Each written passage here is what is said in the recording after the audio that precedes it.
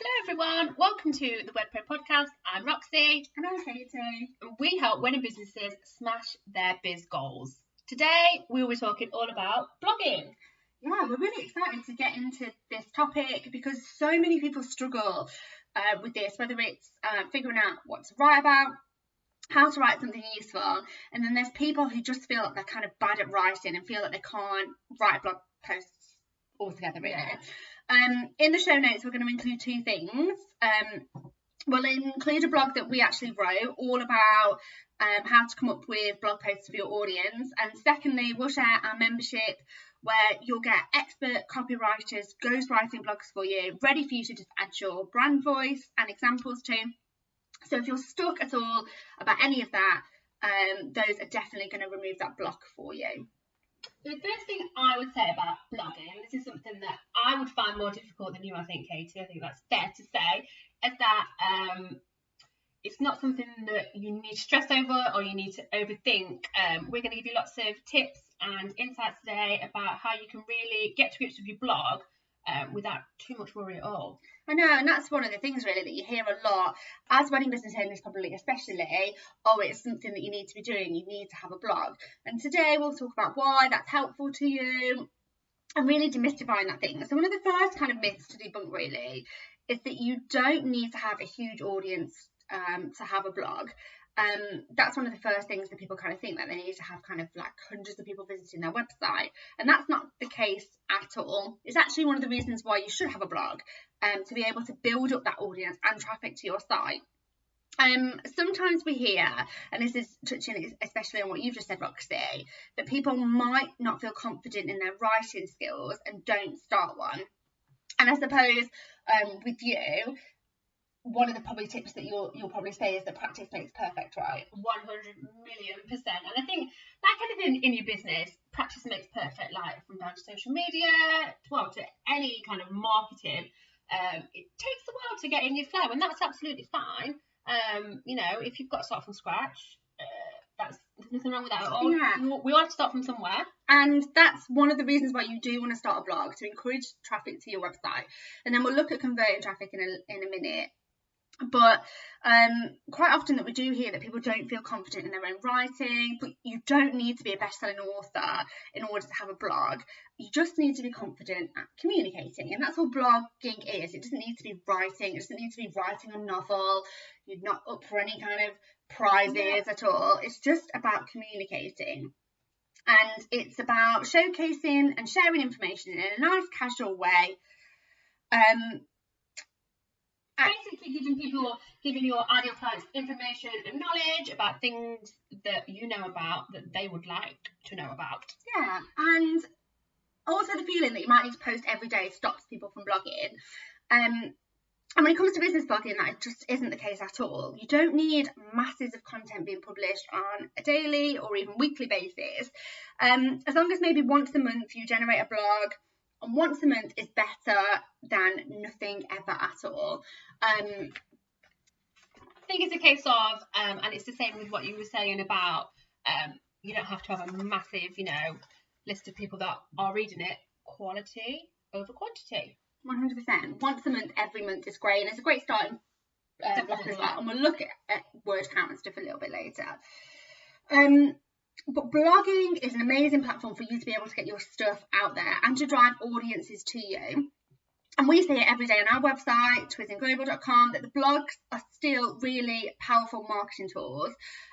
One of our blogs brings in more traffic than actually our homepage. And that's the point, really. We're blogging to bring in traffic to our website, interest clients so that they stick around and find out more about our services and go on to read more of the blog posts that we've written in order to create a relationship, to then hopefully stick around more on the website. It's a great way to build that know, like, trust that if avid listeners of ours or you're on our socials, it's something we talk about all of the time. Yeah, so you need blogs that drive traffic to your site, and then also separately you need blogs that keep people on your site. And one mistake that we see wedding pros make is that they blog about amazing information, really good quality articles that people will really appreciate and be amazed by when they come across.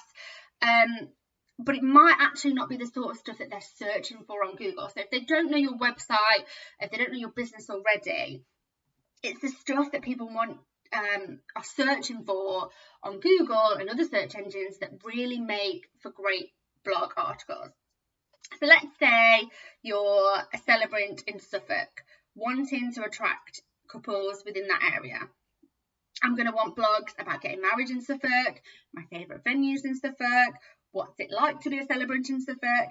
And this is what we find that wedding businesses miss sometimes, because we find them being informative about loads and loads of stuff, but then they forget about what they need to do to drive traffic over to their website, that geographical traffic, because most people in the wedding business, they've got kind of a geographical limit as to where, you know, your ideal client lives, etc. So those geographical terms are really, really important. So yeah, next, let's go and talk a little bit about blog strategy. Don't let this kind of worry you. It's just a word for kind of planning, organising and getting your blogs ready.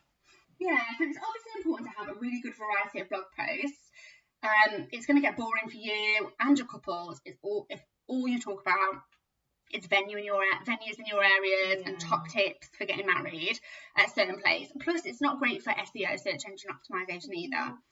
So it's important to have a mixture of different kind of topics. The overall plan, yes, is to drive traffic to your website, but you also want to add value so that people are clicking and they get a feel of who you are, your knowledge of the industry. So it is important to have geographical pulls on the post you write, like we just mentioned, but not every single one has to. It's nice to give information to inform readers about other aspects of a wedding away from your niche, maybe about themes, cakes, planning tips, just really about giving value and setting yourself up as an expert. A great way that you can get an idea for what topics to write and speak about is look at your ideal client, because that's going to give you an insight as to what they're interested in, where they're going to be kind of hosting the wedding, like wedding planning, everything you're going to need is going to be in there. Again, that's one of those things that we talk about all the time. I think as well, another thing to think about when you're thinking about blog post topics, and this is something that we mentioned in our blog about blog post topics that we will put in the show notes, is think about those frequently asked questions, those things that you get asked all of the time by most of your couples. They make great blog posts because it's not the stuff that they're just asking you, it's also the stuff that they are searching for online. So they make really fantastic blog posts. And really, it is about giving that value and setting yourself up as that expert, because before your couple have even spent a penny with you, they already trust you know what you're talking about. They feel safe spending their money with you. So yes, blogging is all about driving traffic to your site, but it's also about being of service to people and giving knowledge before your business relationship with them starts. You can really set you up as like the expert in your field, and that's going to help people build that trust with you. Yeah, and marketing by giving education, this is something that we've talked about a lot, isn't it? Especially when we go into kind of social media. It helps you stand out as a professional amongst other people as well, and makes your visitors feel special. And these things keep people coming back and help people to book you. It gives them a reason to visit your blog, and it gives those couples a reason to book you as well. It's also a great idea to get some posts. I can't do it. I can't read that. Okay, shall we stop again? So that says, showcase your personality. What it's like to work with you and give a feel for your personality. Okay. It's also a great idea to get some posts in to showcase your personality, what it's like to work with you, and give a feel for your personality. Yeah, that's what I can't read it. Well, now you know what you're saying. Just put it in reverse. Also a great idea to get some posts in to showcase who you are, what you're all about, what it's like to work with you, and to get a feel for your personality. Yeah, 100%. It's not about being an amazing writer. People just want to get a feel for you. So make your blog posts feel as natural as possible. Make it like you're talking to an individual. Don't think about it as if you're writing this for hundreds of people, hundreds of faceless people to kind of read. Make it feel like you're really just talking to that one person, that ideal client. Let's talk quickly about call to actions. Our favourite thing in the world. It can be a really great idea to signpost people to a mailing list or maybe a freebie or a contact form from a blog. But most importantly, get some good quality blogs up on your site as a starting point. One good tip is having a contact form at the end of your blog post can be a good idea to get people to move from just being traffic onto an inquiry. Great tip, yeah. People generally are quite lazy, and if they have to go and hunt out anything on your website, the chances are that they're not going to do it. But if you present that information nice and easily for them to find, it's just a nice, easy way for people to get in touch and just to move them from being traffic into a potential inquiry. More often than not, I think, after they've read your amazing blog post and they've got some lovely information and starting to build that trust with them, they'll leave their details. Yeah, I think mostly, actually, quite often call to actions aren't that important at the end of a blog. Most of the time, if you're presenting great information in a great way, you're building connections with people, that will be enough to inspire them to get in touch with you anyway. However, popping a little contact form can take 2 minutes to create, isn't it? One mistake that we see wedding pros make with their blog is using it just as a portfolio of their past work. Kind of think of those blogs, you've probably seen them yourself, where it's just hundreds and hundreds of pictures and not a lot of text, where there's hardly any text at all, and they kind of just use it as a showcase of loads of photos of their work. Now, real weddings are blogging gold dust, done in the right way. They are, aren't they? Yeah. Because you're hitting so many blogging must-dos when posting a past wedding. They'll attract people geographically when you're mentioning past venues, areas that you've worked in, other suppliers that you've worked in, etc. And they also provide social proof. And they're also one of the sorry, we'll just pause there. And also the one people miss the most. Just pause. And also the one people miss the most is that they educate, as they are going to show new couples visiting your blogs, new ideas, new themes, inspiration for their wedding. However, you do need to give search engines a helping hand in finding your post. It's not just about dumping a load of great photographs onto a blog post. You do need to get some text in there. Minimally, Google is looking for about 700 to 800 words on a blog post, which isn't actually that much. No. So some of you may know that I'm not like the best writer, as I just spoke about at the beginning as well. But when I have written blog posts, I thought, oh gosh, that's like a 5-minute read, and it's not taken that long at all. So it's not a great deal of text. Yeah, 700 to 800 words works out about 5 minutes worth of conversation. And actually, if we break down that real wedding example, it's as simple as writing a description of actually what's happened throughout the day, from start to finish. And then by the time you've done that, you'll already have a considerable chunk of words to pull together a blog post.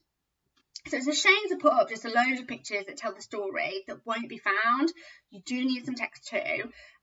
And photographs are great because they break up the text, but the most important part of your blog will be the words. And even if you're not a confident writer, you're able to share real weddings by just describing the process, or describe the process of the day from start to finish. This couple contacted me, we had a really good chat about, what they wanted for their wedding.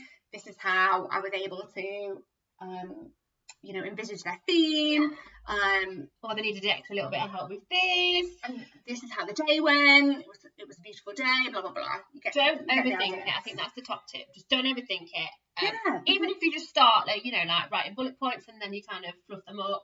That's a good idea, actually, when, start prepare to plan. Before you'll know it, if you kind of think of it like that, just kind of documenting the day and writing what the day was like, you'll have 800 to 1,000 words. Just had a really great idea.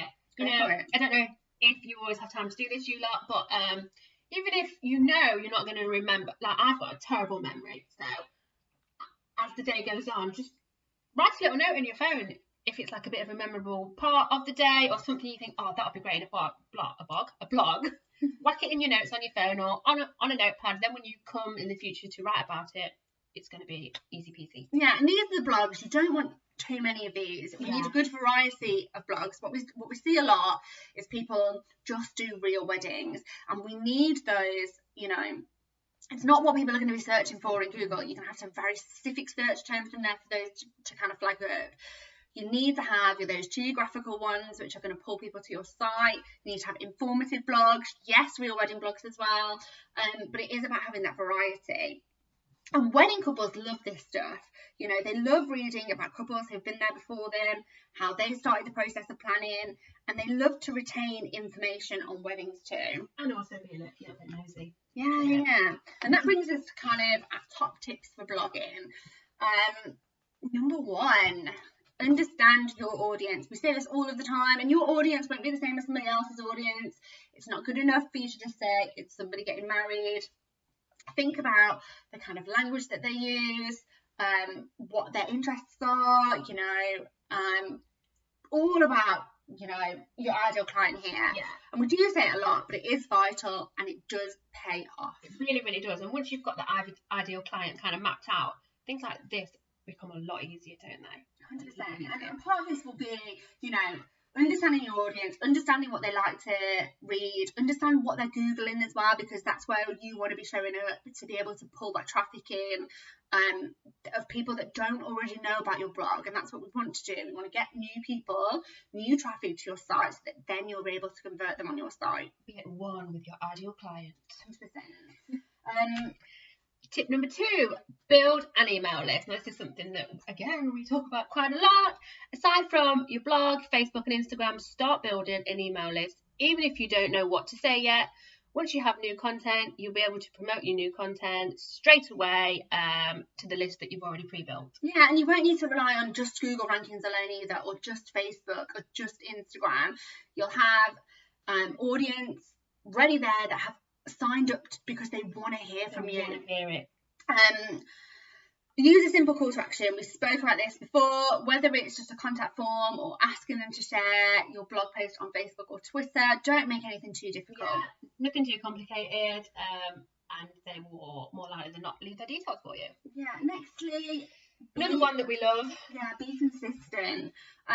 It's really easy to lose your audience from blogging. There's a lot of competition out there.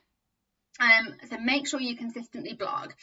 A study recently by HubSpot shows that over a 2-month time span, businesses that posted once a week added subscribers at double the rate as those who added content once a month. So kind of just have a think about how often it is you're going to blog post. We're coming up to the end of Q4 now. Have a think about next year. What are the key dates in the calendar next year? How often am I going to post? Yeah. What does your diary look like? Most posts you can schedule in advance. I know for our blog, we can schedule that in advance as well. So some of the time I'll write 2 or 3 and they'll be there scheduled to go out, you are very good with your batch blogging.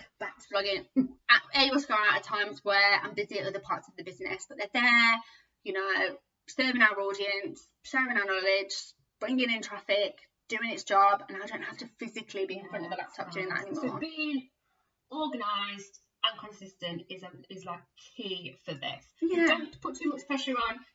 Look at all the things that Kate just spoke about and make sure that you plan and you give yourself enough time to create the content that you want to create. And consistent does not mean every day. Yeah, it doesn't, no. Same as what we say on social. It doesn't mean every day. It just means, once a month. Like we said, once a month is better than none a month. So yeah. Nextly, don't be afraid to give away your knowledge. And this is something that we see too many bloggers doing, holding back information for fear that the competition are going to copy their ideas and their trade secrets. Concentrate on your intended audience and create relationships with them, and forget about the other people. They're not going to be able to copy you fully anyway, and if they are, they're probably not serving their ideal client, and there's only one of you are individual. Let you do you and let everyone get on with whatever they're going to get on with, because they're going to do that anyway regardless. 100%. Tip number 6, give it time. So this is something that I'm always telling myself all the time when it comes to blog writing, and it's getting easier. Plan to invest your time for a long time before you see a return, and that's something that's kind of a given when you start the writing process. You're not going to get 100 unless you're incredibly lucky. You're not going to get hundreds of hits on your blog straight away. It's something that takes time, but this type of marketing is more long-term strategy than quick, and it's something that is a little bit more evergreen. Once posted, your blog post is going to be out there working for your business long after you've posted it, unlike, you know, Instagram, for example, where, you know, it works for a few hours and then the post is rendered a little bit useless in terms of pulling in any more marketing. But your blog posts are going to be out there for forever for couples that are searching for those keywords and searching for those terms. So yes, it takes a little bit longer. It does take a little bit longer to make a blog post than it does for an Instagram post, for example. However, it's going to serve your business much better in the long term. Oh, it is. And another thing that's great about blogs and serving your business is you can repurpose that as so many different like pieces of content.